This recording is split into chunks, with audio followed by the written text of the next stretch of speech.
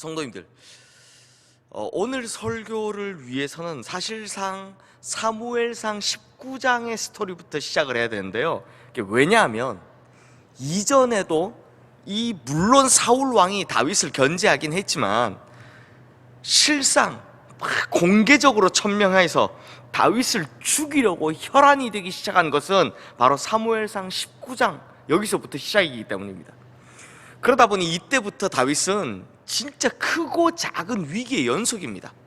그야말로 사방의 우겨쌈을 당하는 모습들을 보여주는데요. 그런데 성도님들, 이 당시에 다윗의 인생을 보고 있노라면 정말 중요한 것을 하나 발견할 수 있습니다. 그게 뭐냐? 바로 이때부터 하나님의 도우심이 제대로 발현된다라는 겁니다. 그러니까 제일 어려운 순간이었는데, 다윗의 인생이 제일 문제되는 순간이었는데 하나님의 도우심이 이때부터 본격적으로 발휘되더라라는 겁니다.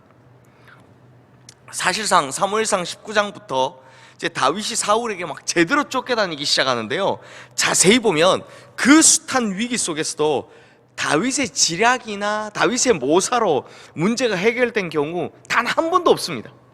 참 신기하게도 다윗은 진짜 그냥 막 도망다니기 바빴는데 하나님께서 보이지 않는 손으로 개입해 주심으로 상황을 급변시킨다든지 아니면 예상치 못한 사람들을 보내주셔서 다윗을 돕는다든지 이런 일들을 만드셔서 그 위기를 계속해서 벗어나게 하시더라라는 겁니다. 사무엘상 19장에만 봐도요, 그런 사람이 셋이나 나옵니다. 먼저는 요나단입니다. 사울은 자기 아들인 요나단에게 다윗을 죽이라 라고 명령을 합니다. 그런데 이게 참 이상합니다. 사실 요나단의 이게 눈에 뭐가 씌었는지, 아니 눈에 씌어도 뭐 보통 단단히 씌인 게 아닙니다. 아버지의 말대로 다윗을 죽이면 사실상 이스라엘의 왕자가 누구 겁니까? 요나단 겁니다. 자기 앞으로 오는 건데 오히려 이 요나단이 다윗을 피신시키고 그의 아버지 사울 앞에서 막 다윗에 대한 변호까지 자청해서 합니다. 그리고 또 돕는 사람이 있는데 이번엔 사울의 아들이 아니라 딸입니다. 사울의 딸이자 다윗의 아내가 된 미갈이 다윗을 도와줍니다. 요나단 때문에 다윗을 놓치게 되자 사울은 다윗의 집에 전령을 보내는데 이게 말이 전령인지 사실상 암살자들입니다. 이 암살자들, 이 사람들을 딱 보내서 밤새 그 집 앞을 딱 지키고 있다가 아침에 나오면 그 즉시로 죽이려고 딱 작전을 짜놓은 거죠. 이걸 안 미갈이 다윗을 창에 달아서 내려서 도망가게 도와주는 겁니다. 그리고 그 길로 다윗은 당시 선지자 학교가 있던 라마 나요스로 도망을 가서 이번에는 사무엘과 선지자들의 도움을 받습니다. 다윗을 놓쳤다는 것을 안 이 암살자들, 이 전령들이 다윗을 팍 뒤쫓아갑니다. 그런데 선지자 무리와 사무엘이 선 걸 딱 보자마자 그 즉시 하나님의 영이 임하게 되어서 그들이 예언하게 되었다라는 겁니다. 성령이 임한다고 막 이렇게 되는 건 다 그런 건 아니지만 그 순간만큼 이 전령들이 막 제정신이 아니게 되었다라는 말이죠. 뿐만 아니라 또 다른 전령을 보내고 또 다른 전령을 보내도 계속 똑같은 일들이 일어나더라라는 겁니다.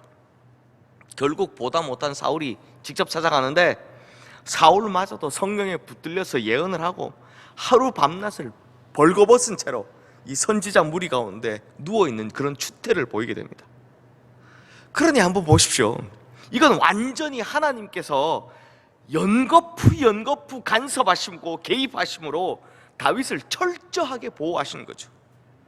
그러므로 성도님들, 다시 한번 강조하지만 고난을 해치고 나올 수 있는 결정적인 이유가 어디에 있습니까? 비록 눈에 보이는 것은 요나단, 미갈, 사무엘 같은 사람들이지만 사실은 보이지 않게 그들을 움직이신 하나님의 특별한 도우심이 있었기 때문이다라는 겁니다. 그런데 문제는 언제나 인간은요, 눈에 보이는 것만을 의지하고 신뢰한다라는 거, 이게 문제입니다. 다윗도 그랬습니다. 그래서 사무엘상 20장 1절 말씀에 보면 하나님의 특별한 말씀이나 지시가 없었음에도 하나님의 그 특별한 보호하심이 있던 곳, 자신의 영적인 멘토요, 영적인 지도자인 이 사무엘이 있던 곳 라마 나요스를 떠나서요 요나단을 찾아갔다라고 합니다. 왜요? 하나님의 손길이 당장 눈에 보이지 않으니까 지금까지 자신을 도왔던 것을 단순히 그 사람들의 도움의 손길이라고 보았기 때문입니다. 아, 저 사람이 나를 도왔구나, 저 사람이 나를 도왔구나, 이렇게 생각했다라는 겁니다. 그러니 다윗의 생각에 가장 빠른 해결책이 무엇이겠습니까? 명색이 사울의 아들이요, 그리고 자신의 절친인 요나단을 찾아가서 단판을 짓고 싶었던 겁니다. 성도님들, 지금 다윗의 모습에도 볼 수 있지만 사람들이 제일 못하는 게 뭔지 아십니까? 사람들이 제일 못하는 것, 가만히 있으면서 하나님의 시간과 하나님의 방법을 기다리는 겁니다. 가만히 있는 거, 이걸 제일 못합니다. 가만히, 특히 저 같은 사람 진짜 일을 못하는데요, 가만히 있으면서 하나님의 시간이 오길 기다리고 하나님의 방법이 이루어지길 기다리는 거, 이걸 너무 못합니다. 하늘은 막 닫힌 것 같고 땅은 꺼져 내리는 것 같고 사방은 다 벽으로 가로막혀 있는 것 같아서 아무것도 안 보일 때 사람은 참 가만히 있지를 못하는 겁니다. 내가 좀 막 움직여야 답이 나올 것 같고, 그래야 막 확실해질 것 같고, 그래야 안전해질 것 같다라는 생각이 자꾸 우리의 생각을 파고드는 겁니다. 우리의 영혼을 막 파고 들어오는 겁니다. 그러니 눈에 보이지 않는 하나님보다 당장 눈앞에 보이는 실체가 더 확실한 것 같고, 그러다 보니 하나님이 아닌 당장 눈앞에 보이는 그 사람들이 해결책인 것 같아서 그걸 더 의지하려는 마음의 유혹이 계속해서 일어나더라라는 겁니다. 그런데 성도님들, 한번 보십시오. 다윗이 요나단을 찾아갑니다. 요나단 얼마나 명분이 좋습니까? 사울의 아들, 그리고 자신의 절친, 정말 좋잖아요. 그런데 요나단이 문제를 해결합니까? 아닙니다. 오히려 라마나요스에 있을 때보다, 즉 사무엘 품 안에 있을 때보다 훨씬 더 못한 결과를 낳게 되더라라는 겁니다. 그런데 성도님들, 사무엘상 19장에서부터 오늘 본문에 이르기까지 사실상 이 다윗의 고난이 본격적으로 심해지는 시기인데, 이 부분을 자세히 보면 특징적인 것 하나를 발견할 수 있습니다. 자, 그게 뭐냐? 이게 너무나도 중요한데요, 이게 너무나도 중요한데 지금 먼저 말씀드리면 긴장감이 좀 떨어질 것 같아서 저도 쪼이기를 좀 해야 될 것 같습니다. 그래서 오늘 본문 말씀 먼저 좀 보고 나서 이제 그때 이제 말씀드리도록 하겠습니다. 성도님들, 오늘 본문 1절 말씀에 보면 어떤 사람들이 다윗에게 찾아와서 블레셋 사람들이 그일라에 쳐들어와서 타작마당을 탈취해 갔습니다 라고 전해주었다라고 합니다. 그러니까 한 해 동안 열심히 농사를 지었는데 막 타작을 끝내놨더니, 이게 타작을 끝냈을 때 이 타작마당에 두지 않습니까? 이때 이 도둑놈 같은 블레셋 사람들이 와가지고 요걸 홀라당 다 훔쳐가더라, 뺏어갔다라는 겁니다. 그런데 성도님들, 이거 좀 이상하지 않습니까? 예를 한번 들어볼게요. 제가 이 예를, 요 부분을 제가 예전에 매일 묵상에서도 한번 예를 든 적이 있는데요, 만약 호남 평야에서 농사가 잘 돼서 농부들이 이 곡식 추수해서 탁 쌓아놨는데 갑자기 이웃 나라가 쳐들어와서 그걸 싹 다 훔쳐갔다? 그러면 이 농부들이 어디에 가서 이 문제를 처리해달라고 하소연해야 되겠습니까? 누구 찾아가야 됩니까? 당연히 국가이죠. 정부를 찾아가서 이러이러한 문제에 일이 일어났습니다 라고 하면서 이거 해결해 주십시오, 도와주십시오 라고 해야 됩니다. 당연하죠. 그렇다면 성도님들, 지금 이스라엘 그일라 지역에서 이런 일이 생겼다면, 자기가 추수한 이 모든 일것들을 블레셋 사람들에게 뺏겼다라고 한다면 이 농부들이 누굴 찾아가야 됩니까? 왕인 사울을 찾아가서 도움을 청해야 합니까? 아니면 도망자인 다윗에게 가서 도움을 청해야 됩니까?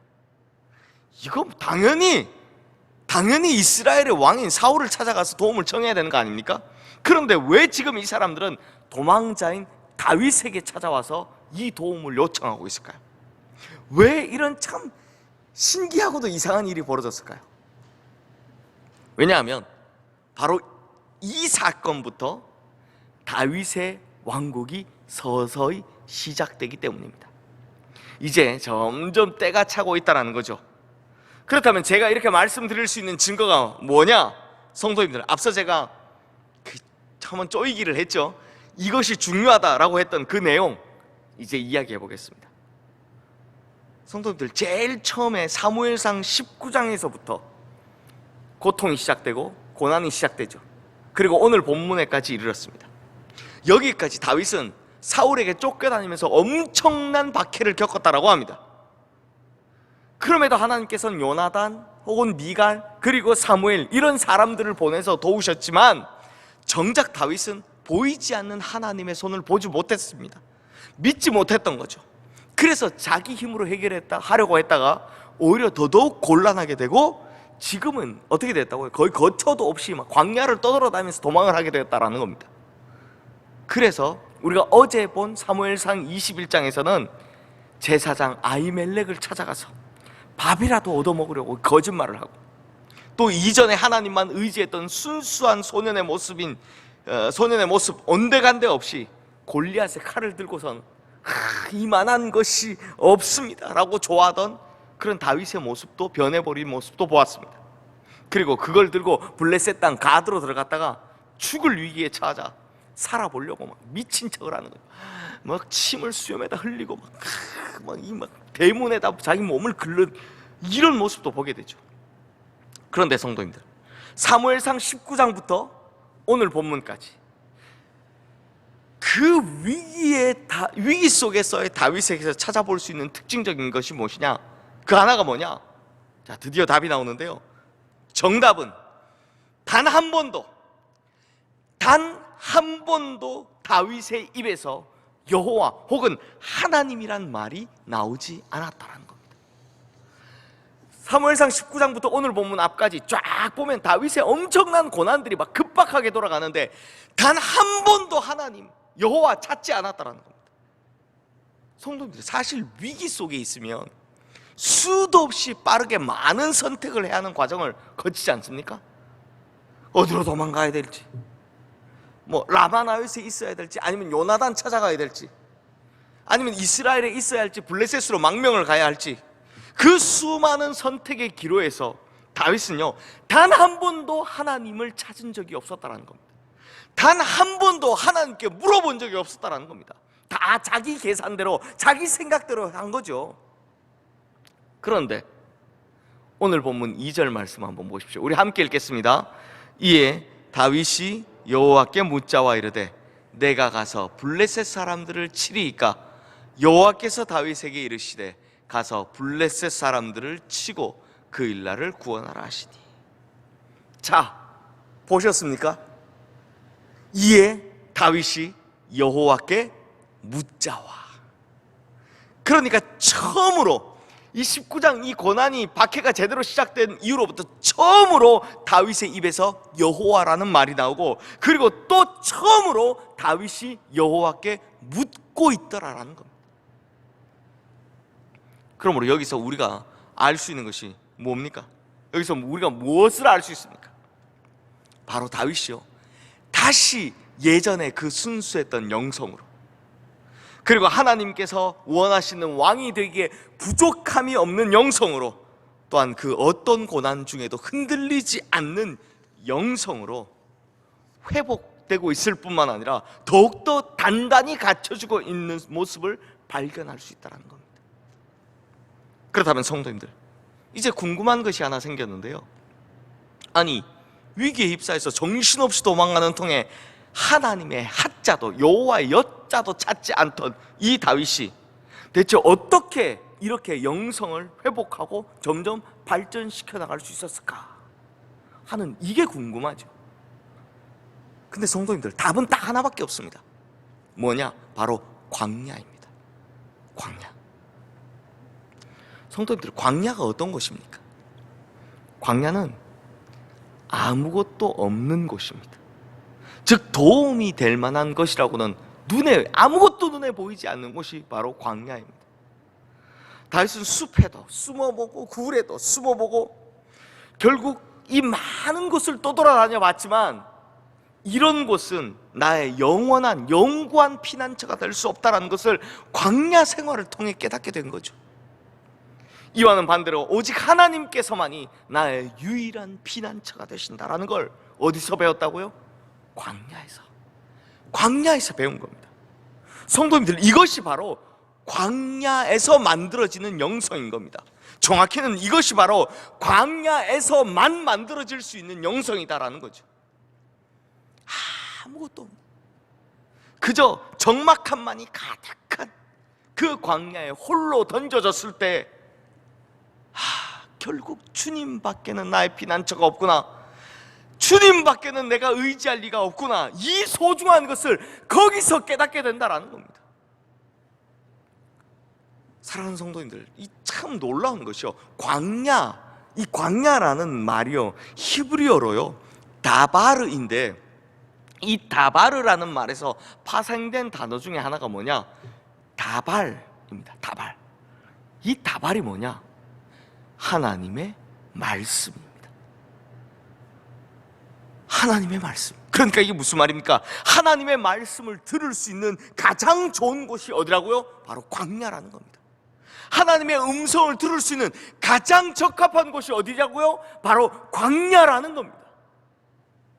그래서인지 이 모든 광야 생활을 마치고 난 이후 다윗이 이런 시를 씁니다. 그리고 지금 이것은 하나님의 말씀이 되어서 우리가 보고 있죠. 바로 시편 59편 말씀입니다. 이 시편 59편의 마지막에서 다윗이 이런 고백을 해요. 그 광야 생활을 마친 다윗이 이런 고백을 합니다. 나는 주의 힘을 노래하며 아침에 주의 인자하심을 높이 부르오리니 주는 나의 요새이시며 나의 환난 날에 피난처 시민이다. 나의 힘이시여 내가 주께 찬송하오리니 하나님은 나의 요새이시며 나를 긍휼히 여기시는 하나님이시민이다. 이 고백은요, 진짜 이런 고백은요, 광야에서 홀로 살아보지 않은 사람은 하지 못하는 고백이죠. 사방이 우겨쌈을 당하는 것 같은 그 광야의 고통을 당해보지 않은 사람은 절대로 할 수 없는 고백인 겁니다. 사랑하는 성도님들, 실제로 성경에 보면 하나님께서는 어떤 일을 사용하시고 어떤 사람을 단련하시기 위해서 광야를 건너게 하는 경우를 상당히 많이 봅니다. 그래서 광야 건너는 사람들을 진짜 많이 볼 수 있습니다. 또한 구원의 사역을 위해, 하나님의 역사를 위해 특별히 준비하시는 현장이 어디냐? 바로 광야라는 겁니다. 그래서 성경에는 중요한 광야와 거기에 해당되는 사람들의 이야기가 참 많이 나옵니다. 몇 가지만 예를 들면, 먼저는 이스라엘 백성들이 출애굽에서 40년 동안 어딜 떠돌아다닙니까? 광야죠. 그 광야에서 누가 준비가 됩니까? 바로 여호수아와 갈렙이 준비되는 겁니다. 또 이렇게 놀라운 출애굽의 역사, 여호수아 앞에, 갈렙 앞에 이 출애굽의 역사를 이루기 위해서 하나님께서는 그 광야에서 먼저 누구 한 사람을 훈련시킵니다. 누굽니까? 모세죠. 모세를 먼저 그 광야에서 훈련시키는 겁니다. 우리는 사도 바울 하면 광야라고는 관련 없는 사람일 것 같죠? 아닙니다. 다메섹 가는 길에 예수님을 만난 이후에 이 사도 바울이 눈이 감겼다 뜨자마자요, 이 성미 급한 사람 아닙니까? 그러니까 다메섹으로 바로 뛰어들어가서 막 전도를 시작하는데 철저한 실패를 맛봅니다. 오히려 안 좋은 일만 겪게 됩니다. 그리고 나서 사도 바울이 어디로 가느냐? 아라비아 광야로 들어갑니다. 아라비아 광야로 들어가서 3년간 사실 자기가 다 외우고는 있었지만 제대로 깨닫지 못했던 성경, 다 외우고는 있는데 제대로 깨닫지 못했던 이 성경을 예수 그리스도와 복음으로 정리한 후에 다시 등장합니다. 그 덕에 지금 우리가 바울 서신을 통해서 이 복음의 진수를 볼 수 있게 된 겁니다. 해석을 듣게 된 거죠. 심지어 예수님께서도 공생의 사역 전에 어디로 가십니까? 광야로 가십니다. 40일 동안 금식하며 광야에서 생활하시며 사단의 시험을 이겨내시죠. 즉 광야를 거치지 않는 하나님의 사람은 없다라는 겁니다. 광야를 거치지 않는 큰 인물은 없다라는 겁니다. 그러므로 광야가 주는 유익이 분명히 있습니다. 그 무엇보다 광야가 우리에게 주는 유익은 우리의 영성이 회복되는 겁니다. 우리의 영성이 단단히 단련돼서 나오는 거죠. 하나님께서 쓰시기에 알맞은 사람의 영성으로 자라나게 되더라라는 겁니다. 이것이 광야가 우리에게 주는 유익이죠.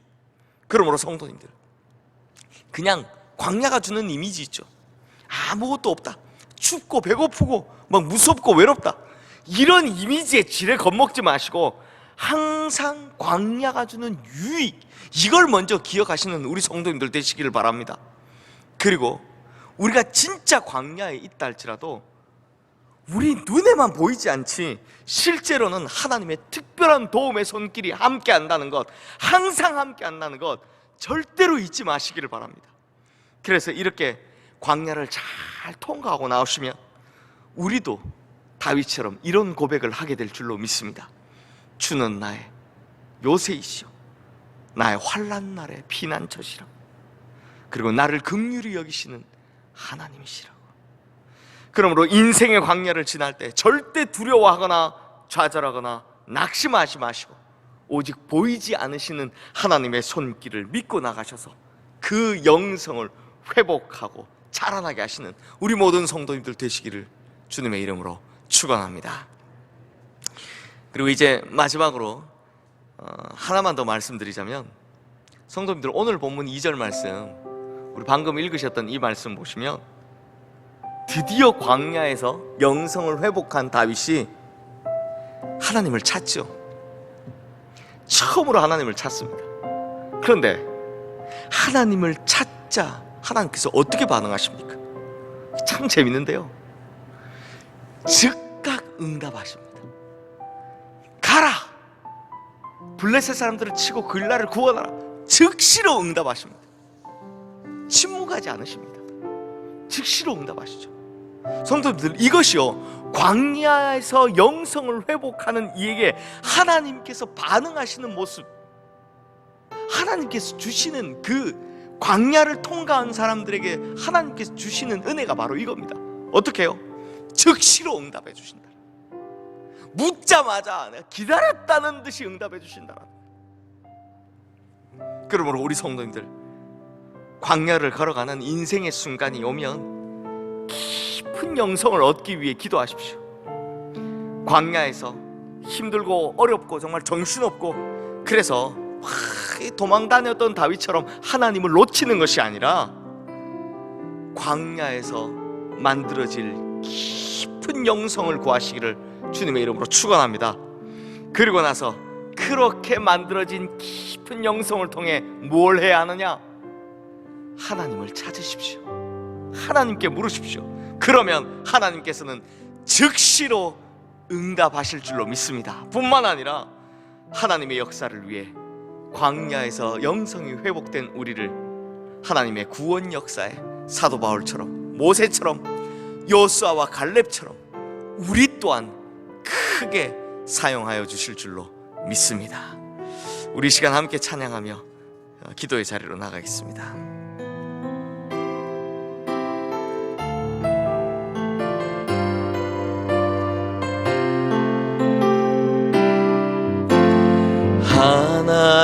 하나님이시여, 하나님이시여, 주는 나의 하나님이시로다. 나의 몸과 마음 주를 갈망하며 이제 내가 주께 고백하는 말, 여호와는 나의 빛이요, 여호와는 나의 구원이시니 내가 누구를 두려워하리요. 여호와는 생명의 피난처시니 주의 인자가 생명보다 나음으로 내 입술이 여호와를 내 평생에 주를 찬양하며 주의 이름으로 내 손 들.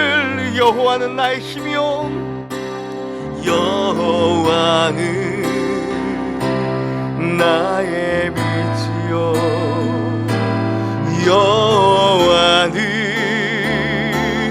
나의 구원이시니 내가 누구를 두려워하려. 여호와는 생명의 피난처시니 주의 인자가 생명보다 나음으로 내 입술이 여호와를 찬양하리. 내 평생에 주를 찬양하며 주의 이름으로 내 손 들리라.